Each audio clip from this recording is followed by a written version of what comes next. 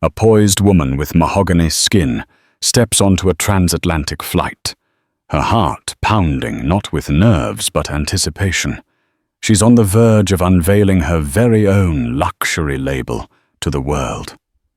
But then, in the hush of first-class seating, a steward leans in, sneering champagnes for first class only. The underlying message, unspoken yet piercing, is impossible to miss. In that instant, the dreamlike promise of a triumphant journey shatters. This is no ordinary plane ride. It's a collision course of bias, resilience, and karma waiting to be unleashed. Sit back and brace yourself. This story soars beyond the clouds. It was early morning at John F. Kennedy International Airport, JFK, that iconic nexus of people from all walks of life hurrying to catch flights across the globe. The bustle of rolling suitcases, the overlapping announcements from overhead speakers, and the distinct aroma of coffee from the nearby cafe coalesced into a singular electric hum. Among the throngs of travelers was Ebony James, a 29-year-old black entrepreneur with bright eyes and a calm but determined disposition.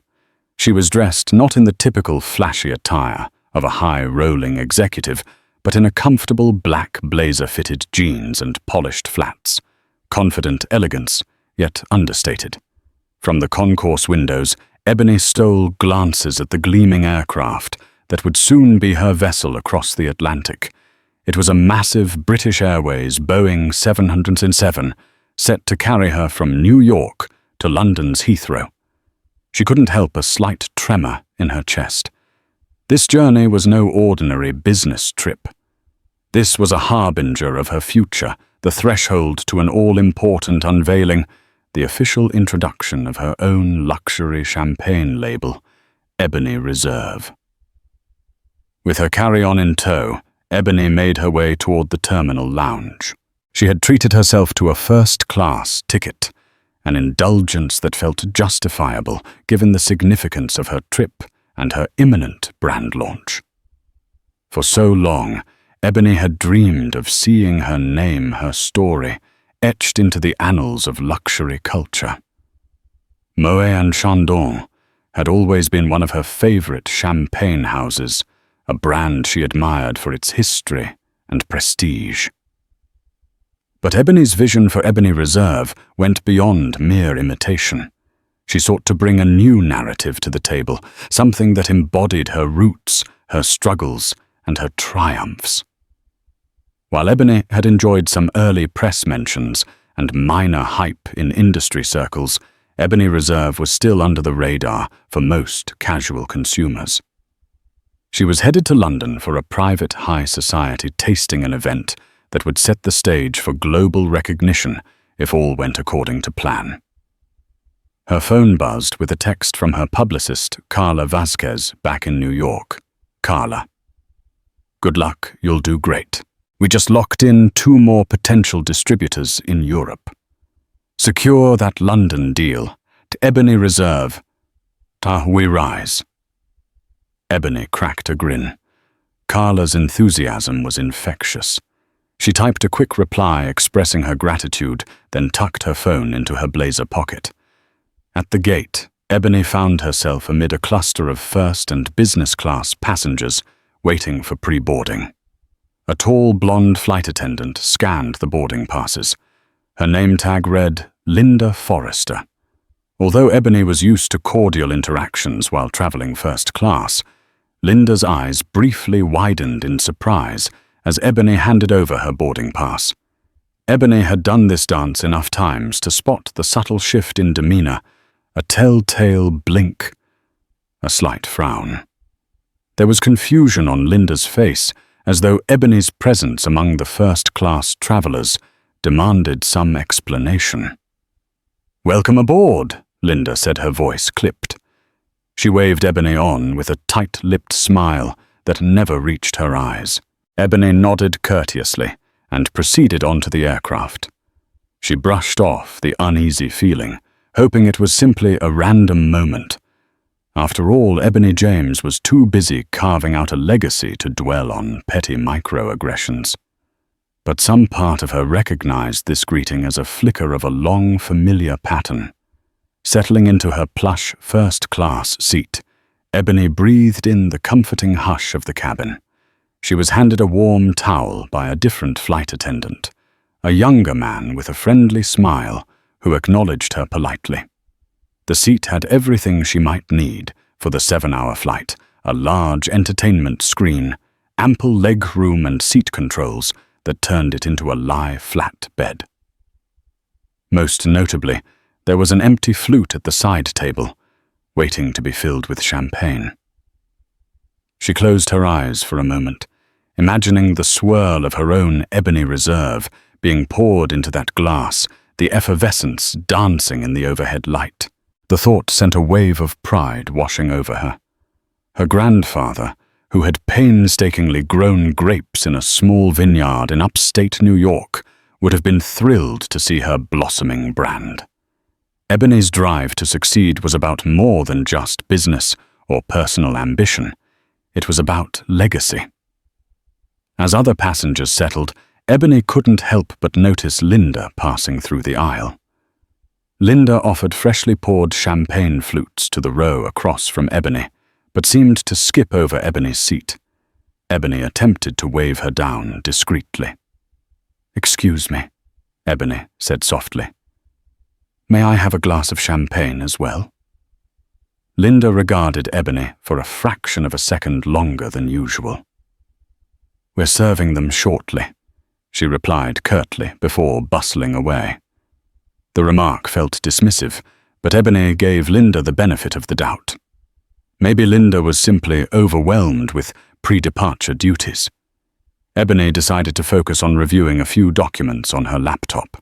She had the final pitch deck for her London tasting to polish. The brand story, the flavor profile, the distribution plan, all needed refining. The event would be jam-packed with potential partners, connoisseurs, and journalists. Everything had to be perfect. Somewhere near the cockpit, Ebony heard the pilot's voice as he welcomed everyone on board. A gentle mechanical hum roared underfoot, signaling the imminent departure. Linda made a second pass down the aisle, distributing more champagne flutes. Yet, once again, Ebony was passed by. 10 minutes into pre-flight preparations, Ebony noticed that every other first-class passenger had a glass of champagne in hand, everyone except her. She inhaled slowly, summoning calm. She pressed her call button. A few moments later, Linda approached, her expression tight. "Is everything all right?" Linda asked, in a tone that implied annoyance. Ebony kept her voice even. "I'd like to have the pre-departure champagne as well, if possible. I see all the other passengers have been served." Linda's facial muscles tensed. "Ma'am, champagne is reserved for first-class passengers before takeoff." She said this slowly, as if explaining something obvious to a child. Ebony reached into her purse and retrieved her boarding pass. "I am seated in first class," she said, her tone carefully measured. The pass clearly indicated seat 2A first class. Linda's gaze flicked to the pass. She let out a small, involuntary huff, then forced a smile. "Apologies for the confusion," she said, stepping away. Within seconds, Linda returned with a half-heartedly poured flute of champagne. She handed it to Ebony without meeting her eyes and disappeared before Ebony could say another word. A swirl of emotion rippled through Ebony, discomfort, annoyance, and a hint of wounded pride. The flight hadn't even taken off, and already it was tarnished by an undercurrent of condescension. Ebony sipped the champagne, which tasted oddly bitter, as though soured by Linda's hostility. This was Moet and Chandon, Ebony's beloved brand. But the circumstances made it unpalatable. Still, Ebony maintained her composure. She told herself not to let a rude flight attendant spoil her journey. There was so much at stake: her brand, her future partnerships, and the emotional significance of forging a new path in a competitive industry. She would not let negativity overshadow her mission. As the plane taxied and took off, Ebony's mind drifted to her past. She had grown up in a bustling home in Harlem. Her parents were middle-class professionals, her mother a school principal, her father an accountant, and they had instilled in her the importance of education and persistence. Ebony was the first in her family to attend an Ivy League institution, majoring in business and interning at a prestigious winery in France one summer. That experience had been an awakening, a deep dive into the world of viticulture and luxury marketing, where Ebony realized the power of branding and narrative. But her ascension was never straightforward. She recalled the boardrooms where her ideas were met with polite skepticism, her presence overshadowed by older, mostly white male counterparts who questioned her cultural fit. She remembered the times she'd pitched Ebony Reserve to potential investors who had no qualms praising the concept, yet quietly retracted offers, citing market conditions. And then there were the microaggressions, the subtle cutting remarks that pricked her self-confidence like invisible needles, the sideways glances in high-end boutiques, the assumptions that she was an assistant rather than a business owner. Today's incident with Linda was just another in a long chain of events. Ebony had learned to steel herself without losing her passion or dignity. An hour into the flight, dinner service began. The lead flight attendant, a man named Jonathan Pike, announced that the first-class cabin would be served a multi-course meal, complete with premium wine and champagne pairings. Ebony perked up at the mention of an exclusive wine pairing. She glanced at the menu, eyes lingering on the champagne selection, Moet and Chandon Brut Imperial, a crowd-pleaser, and Laurent Perrier Rosé. Both were iconic, but Ebony couldn't help fantasizing about the day Ebony Reserve would be featured on such a menu. As Jonathan and Linda began distributing appetizers, caviar on a mini blini elegantly plated, Ebony noticed that Linda was only exchanging pleasantries with certain passengers, mostly those who matched her own demographic. When Linda reached Ebony's seat, she placed the caviar in front of her, with a tight nod, not uttering a word. Ebony decided to break the tension.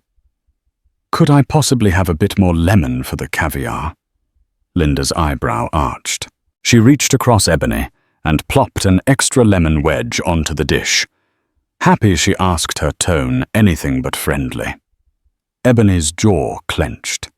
She refused to allow Linda's rudeness to define her mood. "Thank you," Ebony replied. Across the aisle, Ebony noticed a white passenger in a crisp suit ask Linda for an extra lemon wedge as well. Linda smiled brightly at him. "Of course, sir," she said cheerfully, fetching it from the galley. The contrast was stark, undeniable. When it was time for the main course, filet mignon or herb-crusted salmon, Linda reappeared with a tray. She set Ebony's plate down, then quickly turned as though to leave. Ebony spoke up. "Excuse me, could I also have a glass of the Laurent Perrier Rosé?" "With my dinner." Linda paused, her posture rigid. "Champagne is once again for first-class passengers only." She repeated her voice, holding a sharper edge. Then she blinked, as if realizing what she had just said contradicted the very seat Ebony occupied. She seemed flustered, but pride compelled her to maintain her composure. "We typically serve that with dessert." "Ma'am," she recovered. "We'll get to it later."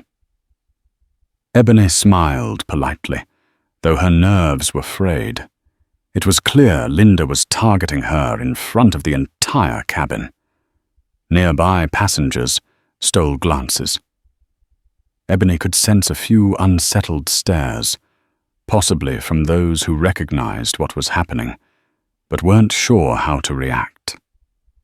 Seated behind Ebony was a middle-aged black couple, George and Loretta Wilson, who had quietly noticed Linda's behavior. Loretta, in particular, wore a troubled expression, fidgeting with her napkin. "George, you see what's going on, right?" Loretta whispered to her husband. George sighed.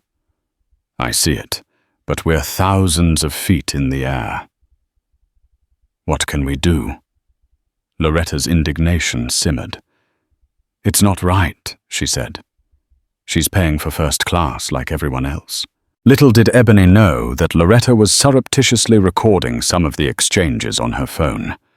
Loretta wanted to document it, just in case Ebony decided to report Linda's conduct. For Loretta, it was both an act of solidarity and a readiness to stand against any denial of the facts later. After dinner, the cabin lights dimmed, allowing passengers to sleep or watch entertainment on the large screens. Ebony was restless, her mind swirling with agitation and the prospect of her brand launch. Unable to concentrate, she decided to speak with the lead flight attendant directly. She rose from her seat and found Jonathan in the galley reviewing the manifest. Jonathan Ebony said, her voice calm but determined.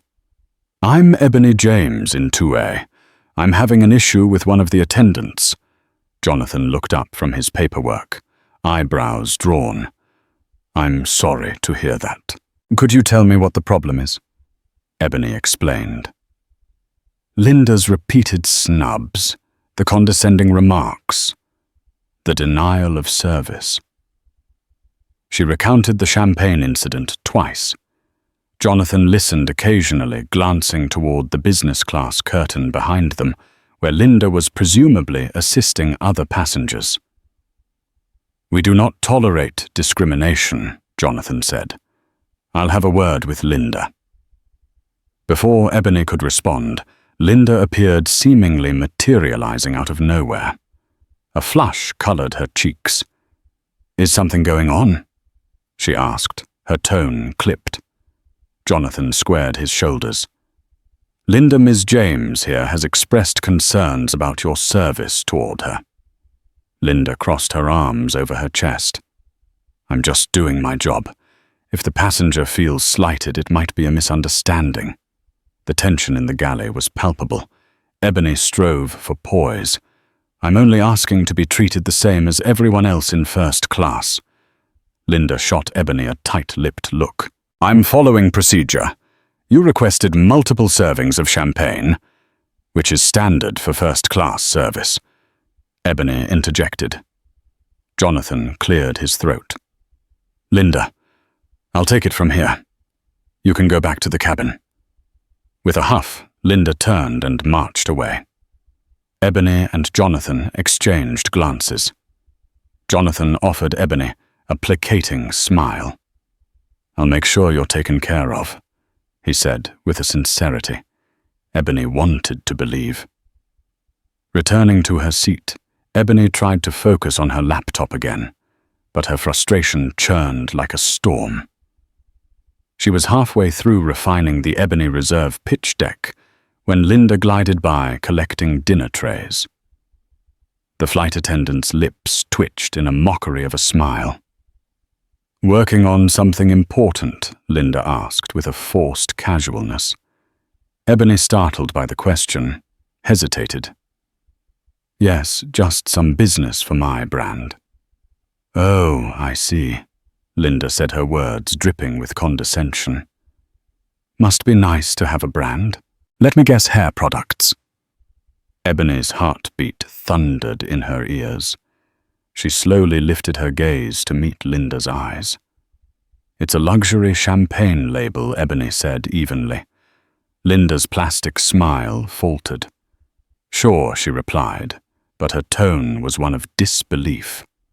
"Next you'll tell me you plan on selling it in Harrods." In truth, Ebony did have a meeting at Harrods, London's famous luxury department store. They were considering stocking Ebony Reserve for the upcoming holiday season, but she withheld that detail, unwilling to feed Linda's scorn. Loretta, seated behind Ebony, stiffened. She had captured the entire exchange on her phone. She couldn't stomach Linda's overt racism any longer. As Linda continued down the aisle, Ebony exhaled a shaky breath. Part of her wanted to stand up and demand an apology in front of everyone. Another part reasoned that stooping to Linda's level wouldn't solve anything. Ebony had bigger battles to fight and more critical victories to secure. The lights grew dimmer, and the hum of engines provided a steady lull. Ebony forced herself to recall an inspiring memory, to counteract the negativity swirling around her. She remembered the summer internship in Provence, working side by side with skilled vintners who taught her about terroir blending and the subtlety of fermentation. They encouraged her curiosity, applauded her passion, and never once made her feel out of place. She recalled the day she first pitched Ebony Reserve to her mentor, a French vintner named Jean-Luc Marchand. He had sipped her test bottles with serious concentration, then nodded with a contented hum. "Mademoiselle Ebony, you have something here," he had said in his thick accent. "You bring complexity, heart, and a new vision to champagne. Never let anyone make you feel you do not belong." Those words rang in Ebony's soul, steadying her nerves against Linda's hostility. Halfway through the flight, Ebony decided to stretch her legs. She moved to the area near the galley, where she found Jonathan rummaging in a storage compartment. He spotted her approach and gave a weary smile. "Ms. James, how can I help you? Anything else I can get for you?" Ebony hesitated. "Jonathan, I appreciate your help, but I need to know. Am I imagining this? Or is Linda being blatantly hostile toward me?" Jonathan let out a heavy sigh. I spoke with her briefly. She insists it's a misunderstanding, but between you and me, he lowered his voice. She has a history of passenger complaints, though never quite as severe as this. A jolt of vindication coursed through Ebony. "I see," she said, quietly. "I'm sorry," Jonathan said, sincerity filling his voice. "In a few hours we'll be in London, and you'll be free of this. But if you'd like to document it, we can have you fill out a formal complaint. I can't promise any immediate resolution, but British Airways does investigate these matters." "Thank you," Ebony said, with a small nod. "I'll think about it." The flight hit a patch of turbulence, rattling the overhead bins. The seatbelt sign pinged. Ebony returned to her seat. She fastened her belt, heart hammering, as the aircraft dipped momentarily. She tried to quell her anxiety, focusing instead on the swirl of city lights far below. She'd always found flights simultaneously thrilling and nerve-wracking. Turbulence felt like a metaphor for life's unpredictability, especially for a black woman forging her path in a high-stakes arena. While the aircraft jostled, Linda hurried down the aisle to secure any loose objects. She paused at Ebony's seat as Ebony's water glass wobbled precariously. "Let me take that," Linda snapped, whisking it away. She acted as though Ebony had deliberately tried to spill the water. For a moment, Ebony locked eyes with Linda. The tension sizzled. Ebony felt a swirl of emotions: indignation, fury, sorrow. Why did Linda choose her to behave like this? Ebony wondered if Linda's prejudice was fueled by stereotypes, envy, or deep-seated beliefs about race. She might never know.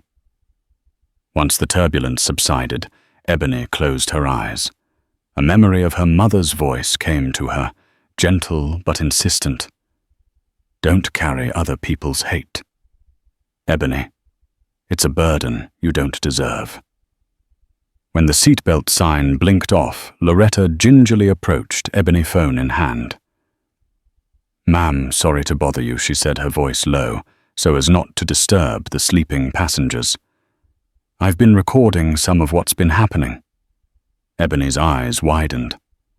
"Oh," Loretta explained. I just hate seeing good people treated this way.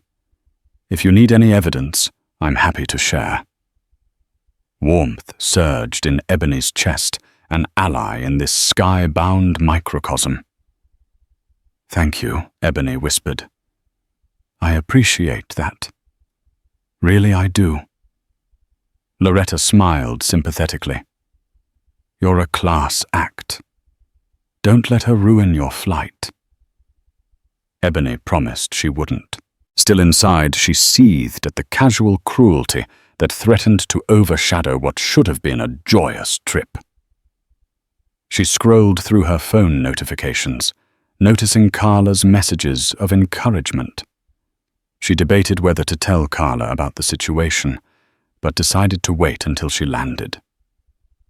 Finally, about 2 hours before landing, the flight crew commenced a breakfast service. Passengers drowsily stretched, adjusting to the cabin lights that had been turned back up.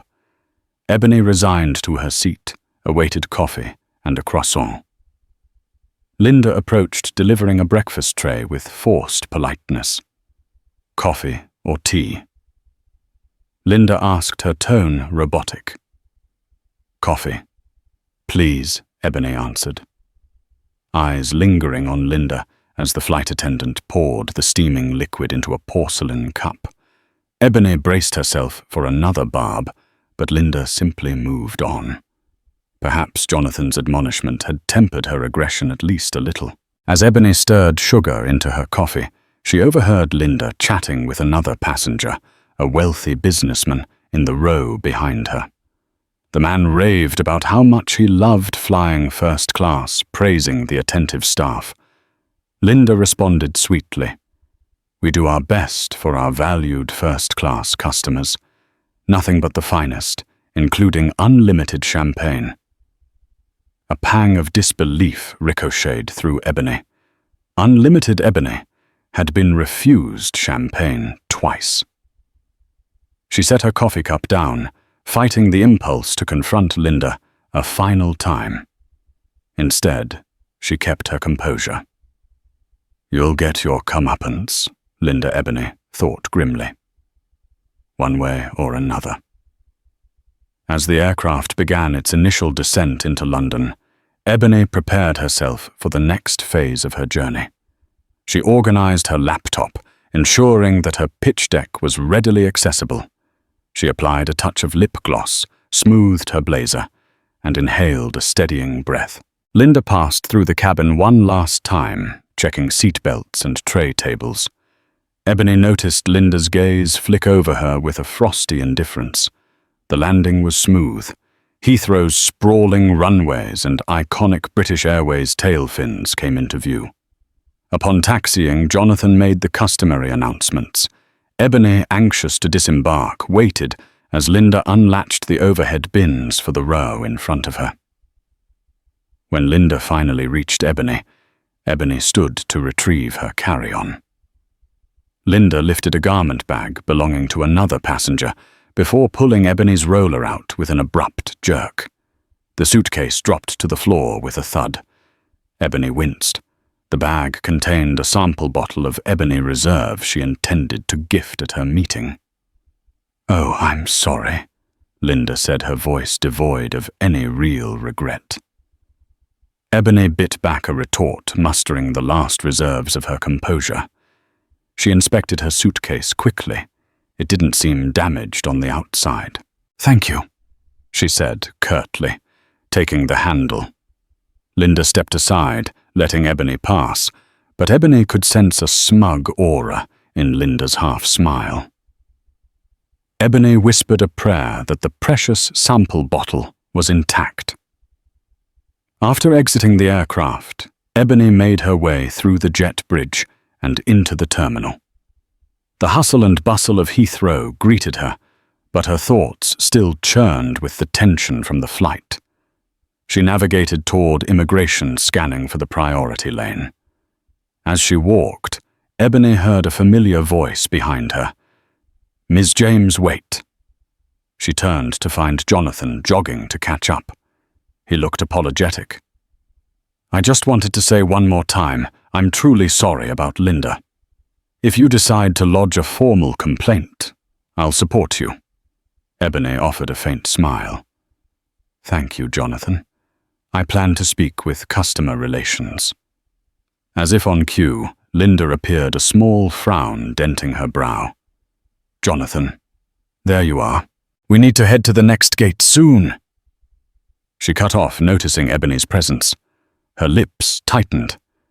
Ebony decided in that moment to reveal a bit of her identity, just enough to land a blow. She cleared her throat. Linda, I don't appreciate how you treated me. But I want you to know that I'll be mentioning this incident in detail to British Airways. I'm Ebony James, owner of Ebony Reserve, a new luxury champagne brand, and I was a paying first-class customer on your flight. Linda's face flickered with surprise, then annoyance. Before she could retort, Ebony turned on her heel and walked away, her posture radiating a quiet victory. Linda's comeuppance was looming.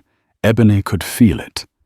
Having breezed through customs with her priority status, Ebony decided to stop at the arrivals lounge for a moment of reprieve. She needed to freshen up before meeting her driver. The lounge was a tranquil space with plush chairs and refreshments. Ebony found a quiet corner, set her carry-on down, and unzipped it. Her heart sank. The sample bottle of Ebony Reserve was cracked. Fine lines spiderwebbed across the glass. Sticky champagne dribbled onto her clothes. Linda's careless drop of her suitcase had done the damage.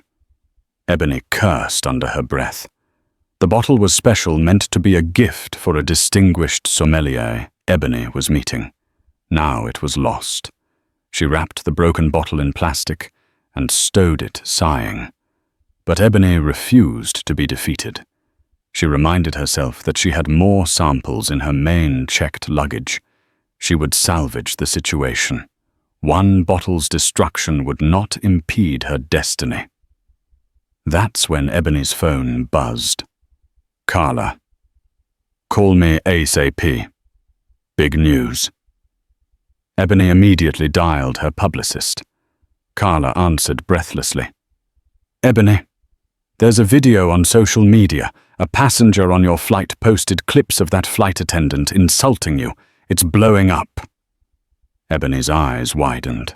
What people are outraged? They're demanding accountability from British Airways. And guess what else? Multiple black-owned business directories are tagging Ebony Reserve in solidarity. You're trending. A swirl of excitement and anxiety engulfed Ebony. She had not anticipated her in-flight ordeal going viral. She quietly thanked Loretta, wherever she was, for capturing the footage. Carla continued. Local news outlets are already contacting me for comment. And we got an email from British Airways' communications team. They want to arrange a meeting to discuss what happened. Ebony, this is huge. Despite everything, Ebony felt her heart flutter with cautious optimism. All right, she said. Let's handle this carefully. I don't want to come off as exploiting the situation, but I also don't want to hide it. Carla laughed. Don't worry, we'll be measured. But this could really shine a light on Ebony Reserve. People love a success story, especially one that triumphs over discrimination. Ebony ended the call, her mind spinning with possibility and indignation. A new wave of energy coursed through her. She rolled her suitcase out of the lounge, ready to face the next chapter of this tumultuous day. Outside the terminal, Ebony was greeted by a chauffeur holding a sign with her name. The city's crisp morning air invigorated her. The drive from Heathrow to central London took her past landmarks like Hyde Park and Buckingham Palace. Usually such sights filled Ebony with excitement. But now she felt an undercurrent of tension. Her personal brand was in the spotlight, but so was the humiliating experience she had just endured. Upon arriving at her boutique hotel in Mayfair, Ebony immediately took a hot shower, letting the water wash away the grime and frustration of the flight. She changed into a chic, cream-colored suit, perfect for the meeting she had scheduled at an upscale wine merchant on Bond Street. She pinned her curly hair into a neat chignon, the perfect blend of professional and stylish. Before heading out, Ebony did a quick check of her social media accounts. Messages of support flooded her notifications. "Sorry you experienced that on your flight.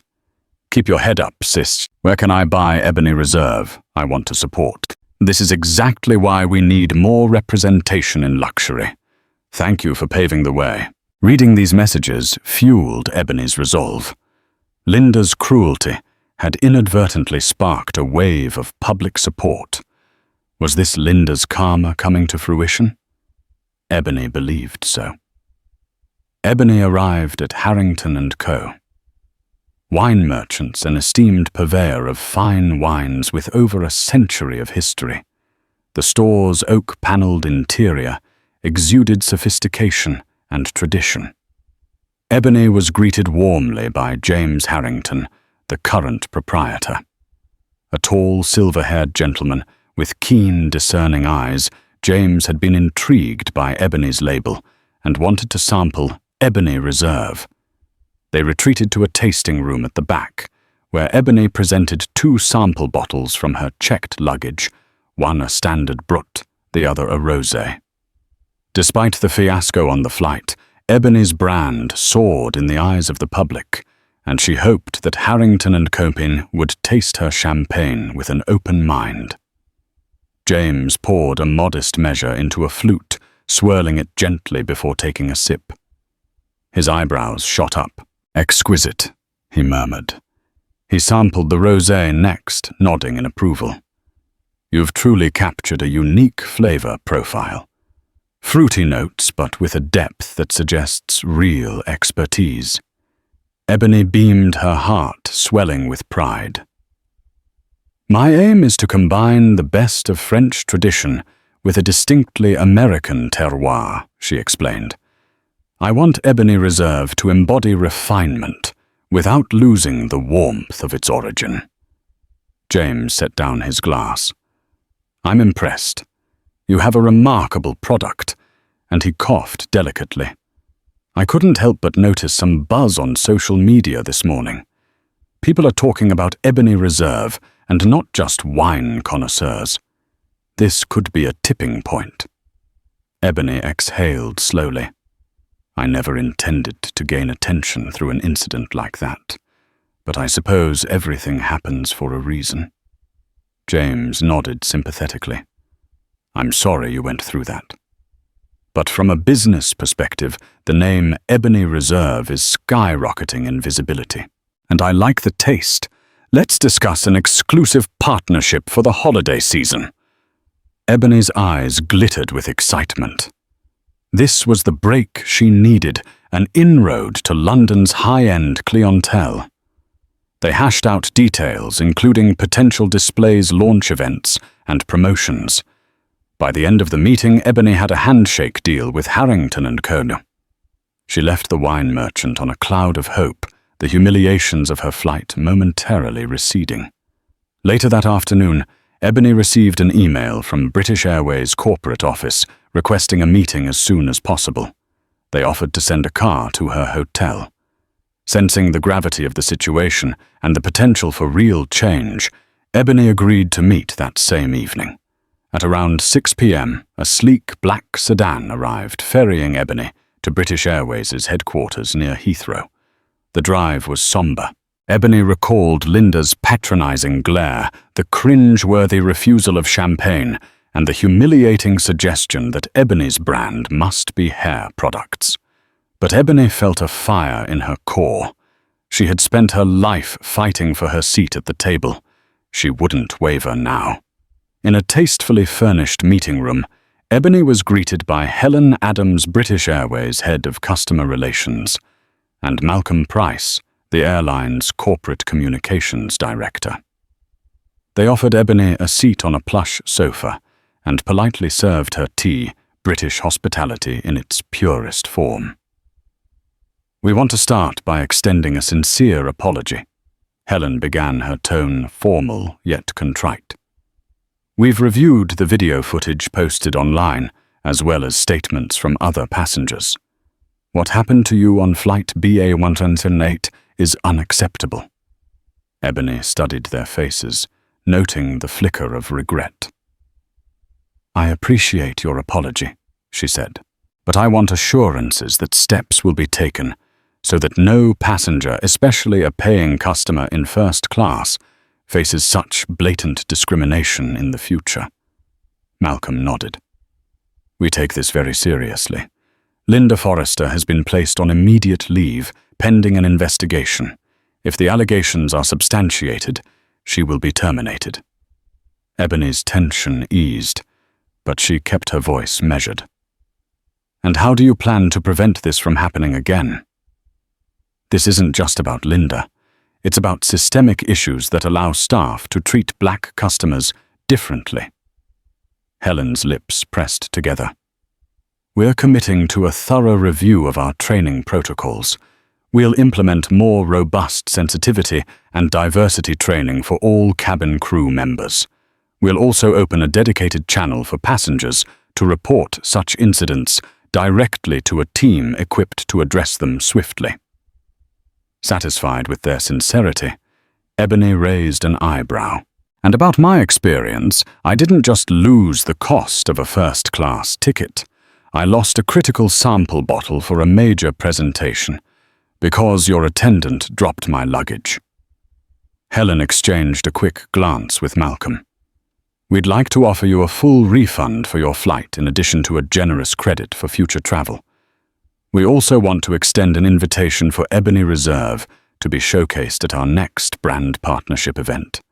British Airways frequently holds promotional events for premium passengers. We could feature your champagne brand as a special tasting. Ebony's heart leapt. The irony was thick. The same airline whose employee had belittled her might now become a platform for Ebony Reserve. I'm open to discussing that, Ebony said carefully, on the condition that real changes take place in how you train and monitor your staff. Helen nodded firmly. That's a promise we intend to keep. They shook hands, an unspoken understanding that Ebony Reserve would not be used as a band-aid to cover up British Airways' failings. Ebony was determined that any partnership would highlight real inclusivity and celebration of diverse entrepreneurs. After the meeting, Ebony felt a wave of relief. She texted Carla Ebony. Meeting went well. Linda's suspended, possibly fired soon. BA wants Ebony Reserve for an event. Heading back to the hotel, call you in 20. This was Linda's karma in motion, the unraveling of her prejudice before a global audience. Ebony wondered if Linda had ever considered the consequences of her actions, that humiliating a black woman might one day spark widespread backlash. For Ebony, it was poetic justice, albeit one born from painful confrontation.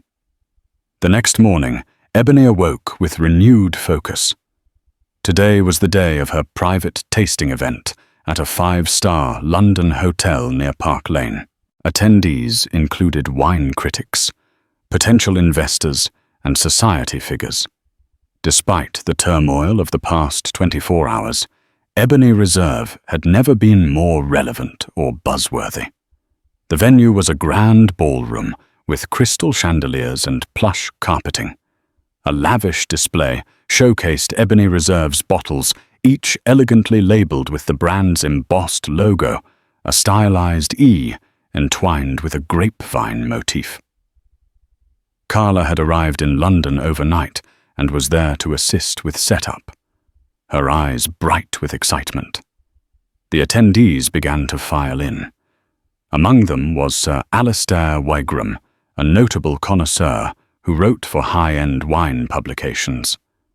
Also present were representatives from Harrods, Fortnum and Mason, and several boutique wine shops. Before the official tasting commenced, Ebony gave a short speech. "Thank you all for joining me," she began, voice trembling slightly with emotion. "Ebony Reserve is more than just champagne. It's a testament to heritage perseverance and the belief that luxury should be inclusive. I've poured my heart into every bottle, and I hope you taste the story behind it." The crowd applauded warmly. Then servers circulated trays of Ebony Reserve flutes. Ebony silently prayed they would adore her champagne. As the guests sipped, Ebony circulated the room answering questions about the vineyard, the blending techniques, and the brand's future. Compliments flowed freely. Even Sir Alistair Wigram, renowned for his stringent critiques, offered measured praise, surprisingly nuanced for a new label. "I detect white, peach and brioche delightful." Ebony felt like she was walking on air. For years, she had dreamed of this moment. The swirl of glasses, the hum of admiration, and the sense that she was on the cusp of something magnificent. Midway through the event, Carla discreetly pulled Ebony aside. "Just got word from British Airways," Carla whispered. "They want to expedite a formal apology statement and highlight your brand in their in-flight magazine. They're serious about turning this around." Ebony's smile held a trace of triumph.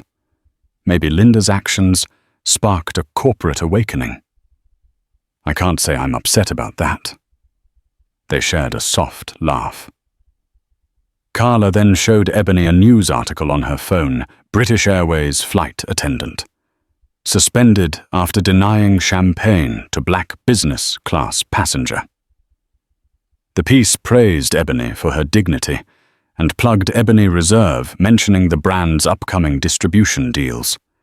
Ebony was simultaneously proud and saddened that such an ugly incident was the catalyst for her newfound fame. By the end of the tasting, Ebony Reserve had secured multiple pre-orders and a few verbal agreements. Investors expressed strong interest. Carla was beaming, practically dancing in her heels. Ebony found a quiet corner of the ballroom and took a moment to breathe it all in. Every heartbreak, every microaggression. This was her sweet victory. Late that night, Ebony returned to her hotel room, exhausted but exhilarated. She poured herself a glass of water and sank into a plush armchair. Her phone buzzed, displaying a call from her mother. "Hey, Ma?" Ebony answered, a smile tugging at her lips. "Baby girl," her mother cooed. "How are you holding up? I saw the coverage about that flight. I'm so sorry you had to face that." Ebony's eyes welled with tears. She hadn't realized how much she missed the warmth of her mother's voice. "I'm fine, Ma. I'm actually more than fine. It's been a roller coaster, but Ebony Reserve is taking off in ways I never imagined." Her mother sighed with relief. "That's wonderful. Just remember you deserve every bit of success coming your way. Don't let anyone tell you otherwise." Ebony smiled, nodding even though her mother couldn't see her. "Thank you. I love you. I love you too, sweetheart. Now go get some rest." After ending the call, Ebony gazed out the window at London's glittering skyline. She had come a long way from that curious little girl tending her grandfather's grapevines. The journey was far from over, but she felt ready for whatever came next. Over the next few days, British Airways released a statement detailing Linda's immediate dismissal. Internal investigations confirmed her pattern of targeting minority passengers with rude, dismissive service. Several older complaints resurfaced, now re-evaluated in light of Ebony's viral incident. Linda lost not only her job, but found herself publicly castigated for her racist behavior. The story spread across social media, with some netizens calling for an industry-wide blacklist. While Ebony did not revel in Linda's downfall, she acknowledged it as a necessary consequence. For too long, individuals like Linda had flown under the radar, protected by vague corporate policies and underreporting of discrimination. Now Linda was a cautionary tale, her name tied to the very hate she had tried to inflict on others. The synergy between Ebony Reserve and the global conversation about racial inclusivity in luxury brands thrust Ebony into a new sphere of influence. She was invited to speak at industry conferences to share her story as a black woman, excelling in a domain often dominated by old money traditions. Each speaking engagement felt like a triumph, a chance to inspire aspiring entrepreneurs and connoisseurs from marginalized backgrounds. Carla set up a meeting with a major U.S. retailer who wanted Ebony Reserve for nationwide distribution. Ebony prepared samples, marketing materials, and even collaborated with a local artist to design new, vibrant packaging for a limited edition release. The champagne world was abuzz with Ebony's name, and she aimed to use the momentum to uplift others.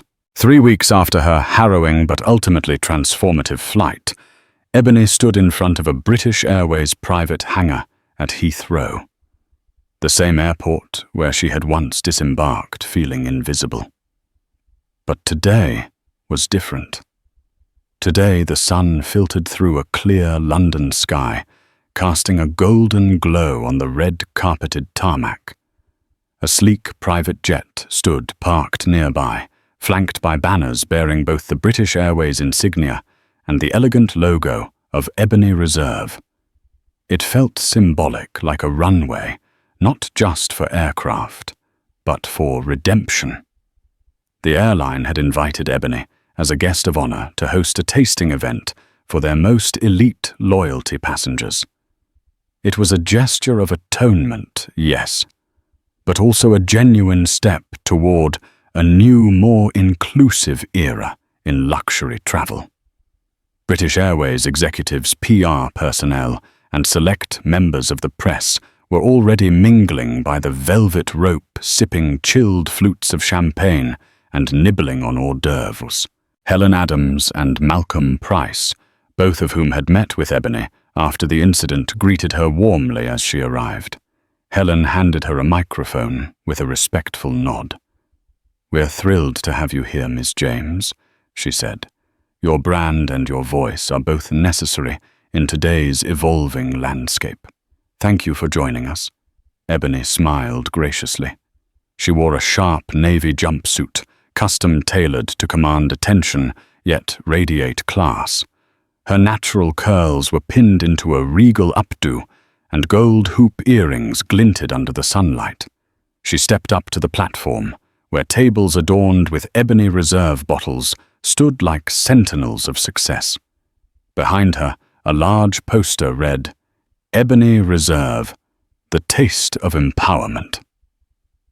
Taking the mic, Ebony began, her voice steady and warm. 3 weeks ago, I boarded a British Airways flight as a passenger. I left it with a story that sparked both outrage and opportunity. But today, I'm not here to relive that pain. I'm here to raise a glass to progress. She paused to let the words breathe. Ebony Reserve isn't just a champagne, it's a statement, a celebration of roots, resilience, and refinement. It honors my grandfather's vineyard in upstate New York, and it embodies my belief that luxury should never be a closed door. Everyone deserves a seat at the table, or in this case, on the plane. Murmurs of admiration rippled through the crowd. Then came a wave of applause, genuine and sustained. After her speech, Ebony moved among the crowd, pouring samples, answering questions, and receiving heartfelt congratulations. Attendees were clearly impressed, not just by the champagne's rich, complex flavor profile, but by the power behind its story. Even a few previously skeptical executives admitted they were moved. At one point, a young black woman approached her with misty eyes. "You don't know what this means to someone like me," she said. "Seeing you here being celebrated, it's everything." Ebony clasped her hand. "It means the world to me too. Keep rising. We all belong in this space." Standing amid the very airline that had once humiliated her, Ebony understood the true depth of what had unfolded. Her journey wasn't just a personal victory, it was a cultural shift in motion. Her champagne had become more than a drink. It was a declaration. And with every pour, every toast, she reclaimed her power, one glass at a time. In the months that followed, Ebony Reserve's ascent became a case study in modern entrepreneurship, a perfect blend of timing, talent, and tenacity. What had begun as a dream, seeded in her grandfather's vineyard, now bloomed across continents, capturing the attention of both traditional connoisseurs and a new generation of socially conscious consumers. Ebony moved between London, New York, and Paris with increasing frequency. Her calendar filled with tastings, interviews, strategy sessions, and gala invitations. High-end hotels like the Ritz-Claridge's and the Carlyle began stocking Ebony Reserve for their most exclusive events. It wasn't just her champagne that people were drinking, it was her message.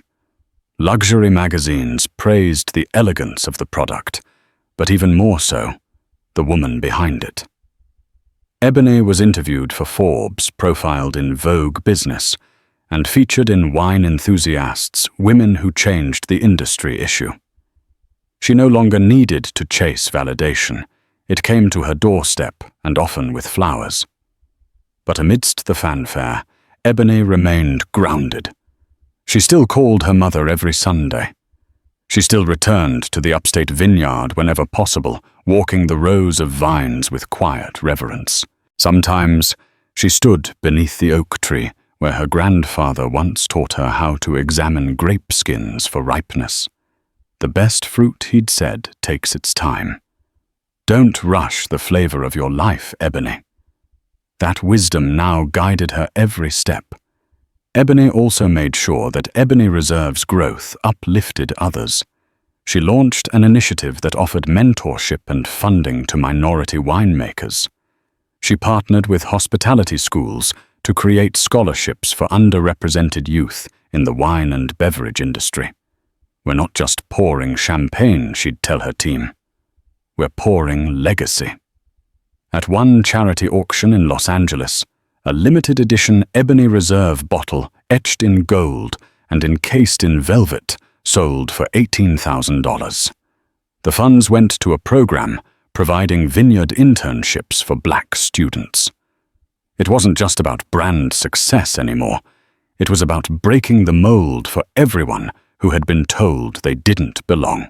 And still through it all, Ebony never forgot what ignited this wildfire of recognition. The sneer of a flight attendant, a glass of champagne denied, a prejudice so casual it nearly tainted her joy. But that glass had become her banner. Champagnes for first class, only Linda had said. Now Ebony laughed when she thought about it. She was redefining what first class meant altogether, not as a seat, but as a statement. Not as privilege, but as presence. She had rewritten the rules and lifted others with her in the process. As she stood one evening at a rooftop launch event in Hong Kong, glass in hand, city lights twinkling in the distance, Ebony whispered to herself, "We don't wait for a seat anymore. We build the table." And from that table she planned to raise many more glasses for justice, for joy, for the journey that was only just beginning.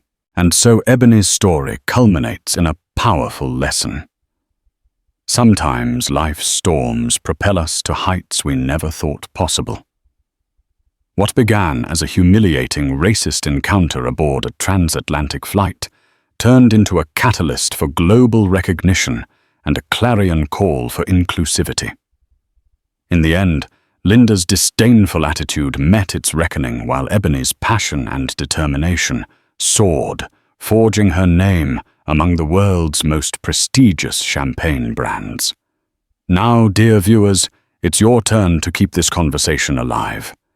If Ebony's journey resonates with you, her resilience, her triumph, and the spirit of unity her champagne embodies, take a moment to like this video, share it with friends, and subscribe to our channel for more stories that celebrate perseverance, ambition, and the power of rewriting the narrative. Join us in raising a toast. May every glass brim with hope, equality, and a future that includes us all. Cheers.